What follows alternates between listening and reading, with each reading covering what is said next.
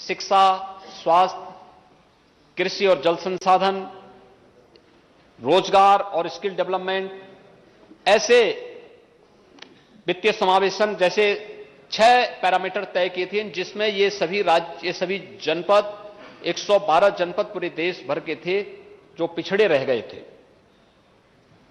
इनमें से 8 जनपद यूपी के थे। यूपी के जो जनपद थे उनमें से सिद्धार्थनगर, बलरामपुर, श्रावस्ती, बहराइच, ये 4 जनपद नेपाल के से सटे हुए जनपद हैं। चंदौली, सोनभद्र, यह बिहार से की सीमा से जुड़े हुए जनपद हैं। चित्रकूट मध्य प्रदेश से की सीमा से जुड़ा हुआ है, और फतेहपुर, ये 8 जनपद थे जो एस्पिरेशनल डिस्ट्रिक्ट थे, और उत्तर प्रदेश की रैंकिंग बहुत पीछे थी। यानी सभी 8 जनपद जो 112 थे वह सभी 100 पायदान से ऊपरीत इनकी रैंकिंग थी। और मुझे बताते हुए प्रसन्नता है कि कोविड-19 के बावजूद पिछले 4-5 वर्षों के अंदर जो कार्य हुआ है, नीति आयोग का मार्गदर्शन हुआ, आदरणीय प्रधानमंत्री जी की समय समय पर गाइडेंस मिलती रही, आज परिणाम है कि देश के जब इनकी रैंकिंग अभी हाल ही में 21-22 की आई थी, तो देश के जो टॉप 10 डिस्ट्रिक्ट थे जिन्होंने बेहतरीन प्रगति की है, उन टॉप 10 में से 5 यूपी के थे। टॉप 20, 112 में टॉप 20 डिस्ट्रिक्ट में उत्तर प्रदेश के सभी 8 के 8 जनपद टॉप 20 में थे।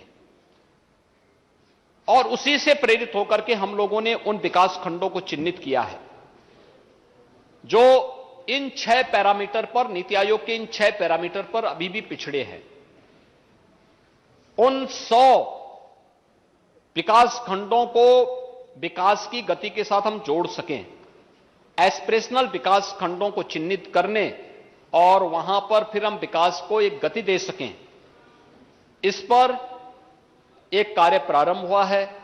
और उसके लिए भी धनराशि की व्यवस्था यहां पर की है, जिसमें हम लोगों ने हर एक विकास खंड में एक सीएम फेलोशिप भी वहां पर तैयार किया है, जो वहां पर जाकर के कार्य कर रहा है, उसकी मॉनिटरिंग हो रही है, एक एक कार्य को वहां पर आगे बढ़ाने की कार्रवाई हो रही है। शिक्षा के क्षेत्र में, स्वास्थ्य के क्षेत्र में, कृषि और जल संसाधन के क्षेत्र में, स्किल डेवलपमेंट और एम्प्लॉयमेंट के क्षेत्र में, फाइनेंशियल इंक्लूजन के फील्ड में क्या कुछ होना है, इन्हीं सब क्षेत्रों को ध्यान में रखते हुए ये कार्य वहां पे प्रारंभ हुए हैं। तो उसके लिए भी धनराशि की व्यवस्था यहां पर की गई है।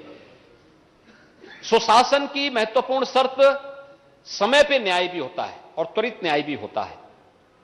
उत्तर प्रदेश के अंदर 10 जनपद ऐसे थे जिनके पास अब तक अपनी डिस्ट्रिक्ट कोर्ट नहीं थी, वे किराए के भवन में जैसे तैसे चल रहे थे। उन 10 जनपदों में न्यायिक प्रक्रिया से जुड़े हुए सभी कार्यक्रमों को हम इंटीग्रेटेड भवन बना करके उसी के साथ जोड़ करके उन कार्यक्रमों को आगे बढ़ा सकें, इसके लिए 400 करोड़ रुपए की व्यवस्था इस सप्लीमेंट्री डिमांड में हम लोगों ने अलग से की है, जिससे उन सभी 10 जनपदों में एक साथ डिस्ट्रिक्ट कोर्ट की स्थापना हो सके और तुरंत और सरल और सुलभ न्याय की व्यवस्था वहां पर लोगों को दे सकें, आम जन को दे सकें। इसके लिए भी यह व्यवस्था यहां पर की जा रही है। परिवहन निगम ने बेहतरीन काम किया था कोविड लॉकडाउन के दौरान। उन 40 लाख प्रवासी कामगार और श्रमिकों को उनके गंतव्य, उनके घरों तक पहुंचाने में न केवल उत्तर प्रदेश के बल्कि 60 लाख प्रवासी कामगार और श्रमिक अन्य राज्यों के भी थे, बिहार, झारखंड, छत्तीसगढ़, वेस्ट बंगाल, उड़ीसा और अन्य राज्यों के भी थे। उन सबको हम लोग उत्तर प्रदेश की सीमा पे और जहां पे राज्य सरकारें हमसे अनुरोध करती थी वहां पर हम प्रयास करते थे कि उत्तर प्रदेश की सीमा के नजदीक जो उस राज्य से जुड़े हुए कोई महत्वपूर्ण केंद्र होता था वहां तक पहुंचाने का कार्य करते थे, क्योंकि एक मानवता की सेवा थी। और परिवहन निगम ने उस समय बेहतरीन कार्य किया था। आज परिवहन निगम इस दिशा में अच्छा काम कर रहा है, तो उस दिशा में 1000 नई बसें जहां खरीदी जा सके, इसके लिए उन्हें हम लोग ये व्यवस्था दे रहे हैं और ये कार्य यहां पर एक व्यवस्था की जा रही है। इसके अलावा प्रदेश, अभी भारत सरकार ने जो अपनी एक नई पॉलिसी लाई है कि पुराने जो वाहन हैं उन्हें स्क्रैप करने, उसकी पॉलिसी भी उत्तर प्रदेश के अंदर लाई जा चुकी है। और मैं चाहूंगा कि जितने पुराने ऐसे वाहन हैं जो अपनी आयु पूरी कर चुके हैं, जो अब पॉल्यूशन का काम कर रहे हैं और जो सुरक्षा में खतरा पैदा कर सकते हैं या खतरा पैदा करते हैं, उन सभी को हमें स्क्रैप करवाना चाहिए। इसके लिए राज्य सरकार ने परिवहन विभाग के माध्यम से अपनी कार्रवाई को आगे बढ़ाया है। मेरी आप सभी पूरे सदन से भी अपील होगी कि इस दिशा में अगर हम प्रयास कर सकेंगे तो एक अच्छा प्रयास होगा, क्योंकि जो रोड एक्सीडेंट्स हैं, इस सड़क पर होने वाली जो मौतें हैं, ये अत्यंत दुखद मौतें हैं और बहुत खराब स्थिति है। कोविड कालखंड में दुनिया की सबसे बड़ी महामारी के दौरान हम देखते हैं 2023 से यानी 2020 से लेकर के 2022 तक अब तक प्रदेश में इतनी बड़ी प्रदेश यानी 25 करोड़ की आबादी में 23,631 मौतें कोविड-19 से हुई। लेकिन ये पिछले 2.5 वर्ष के अंदर है। लेकिन जब सड़क रोड एक्सीडेंट से होने वाली मौत की हम बात करते हैं तो इसकी संख्या अकेले एक वर्ष में 20 से लेकर 22,000 पहुंचती है। ये बहुत दुखद है और इस दुखद सच्चाई को हम सबको भी स्वीकार करना होगा। इसका कारण है पुराने वाहन, रोड इंजीनियरिंग, इसका कारण है ओवर स्पीडिंग, इसका कारण है और भी जो कुछ लापरवाही, सीट बेल्ट लगा पहन करके न चलना, हेलमेट लगा के न चलना, ये बहुत सारे कारण हैं जिनको थोड़ी भी जागरूकता पैदा करने में हम सब भी अपनी भूमिका का और अपने सामाजिक दायित्व का निर्वहन कर सकते हैं।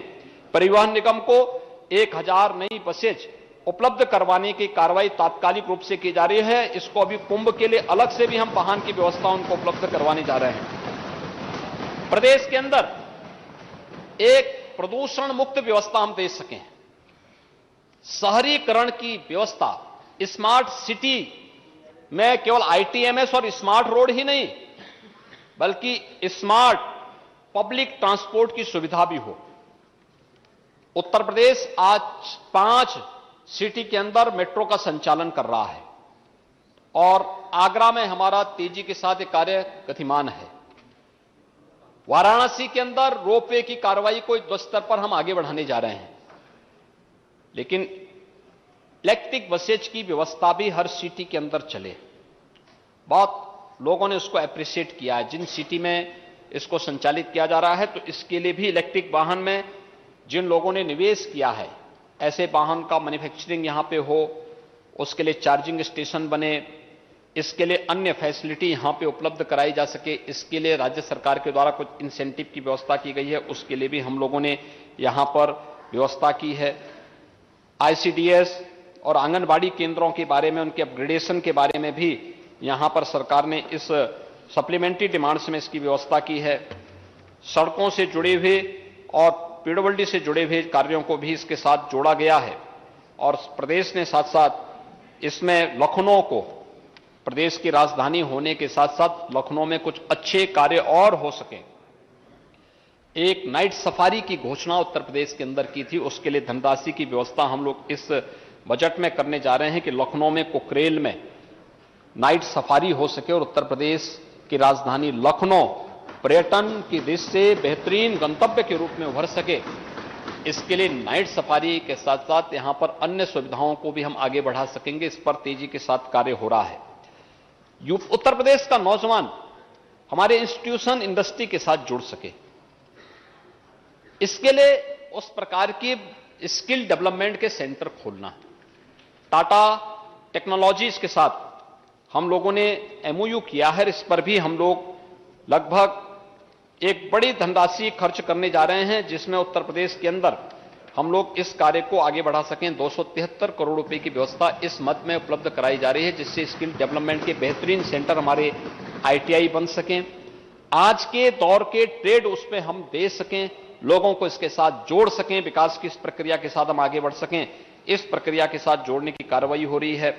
बेसिक और माध्यमिक शिक्षा के बारे में, बच्चों के बारे में अच्छी शिक्षा उन्हें दी जा सकती, तकनीक का उपयोग उसमें कैसे किया जा सकता है, इसके माध्यम से इन कार्यक्रमों को आगे बढ़ाने के लिए और साथ साथ माध्यमिक में नकल विहीन परीक्षा संपन्न करना इस सरकार की सर्वोच्च प्राथमिकता है। उत्तर प्रदेश के युवा को कहीं पे हाथ फैलाने की नौबत ना आने पाए, इसके लिए उत्तर प्रदेश के नौजवानों के जीवन के साथ खिलवाड़ करने की छूट किसी को नहीं देंगे और इस दिशा से राज्य सरकार ने इस व्यवस्था, इसके लिए सर्विलांस और ट्रैकिंग, जीपीएस ट्रैकिंग, परीक्षा केंद्रों के सर्विलांस और उसके निगरानी तथा नकल विहीन परीक्षा के लिए भी सीसीटीवी कैमरे आदि की व्यवस्था के लिए भी हम लोग यहां पर व्यवस्था करने जा रहे हैं।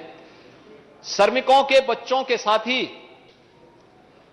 कोविड कालखंड के दौरान जो बच्चे निराश्रित हुए थे, उन बच्चों के लिए हर कमिश्नरी में हम एक अटल आवासीय विद्यालय की स्थापना करने जा रहे हैं और हमारा प्रयास है कि मार्च अप्रैल में सभी 18 हमारे मार्च से जून के बीच में सभी 18 विद्यालय संचालित हों। ये सभी आवासीय विद्यालय हैं।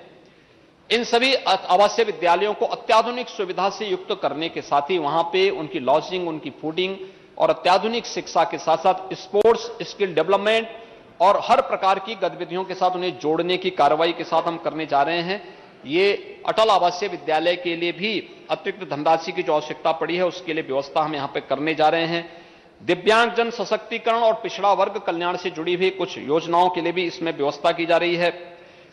जो अपने दिव्यांगजन हैं, खासतौर पर दृष्टिबाधित हैं, मूक बधिर हैं, शारीरिक रूप से दिव्यांगजन हैं, इनके लिए भी सरकार ने पहले ही इनकी पेंशन की राशि 2017 में आए थे 300 रुपए इनको